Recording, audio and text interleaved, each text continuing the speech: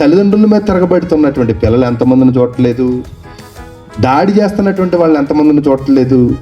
Cell phone ఇవ్వలేదని బండ తీసుకొని తల్లిని కొట్టి చంపేసాడండి. బండ తీసుకొని అంటే తిరుగుబాటు అండి. నాకు సెల్ ఫోన్ ఇవ్వవా? బాగా అలవాటు చేసింది ఎవరు? మరి తల్లి కాదా? తండ్రి కాదా? అంటే వాడు ఆడకుండా ఉంటాడని పసిబిడ్డ దగ్గర నుంచి ఫోన్ ఇవ్వడం అలవాటు చేసింది నువ్వు. ఒకనొక రోజున ఫోన్ ఇవ్వలేదని చెప్పి కోపంతో బండ తీసుకొని కొట్టి నేను చంపాడు. న్యాయమే చేశాడు బిడ్డ. అంతే, నన్ను అడిగితే న్యాయమే చేశాడు.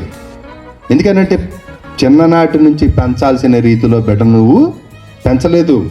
క్రమశిక్షణ, వాళ్ళకి పద్ధతులు, బుద్ధి, ఏమండి దేవుని యొక్క జ్ఞానం, ఇవి గనక వాళ్ళకి నేర్పుంటే గనక తల్లిదండ్రుల పట్ల ఎలా ప్రవర్తించాలి? నీ తల్లిదండ్రులను సన్మానించు, నీ తల్లిదండ్రులకు భయపడాలి, వారి మాటకు విధేయత చూపించాలి. ఇలాంటి మాటలే కదండి బైబిల్లో ఉన్నాయి.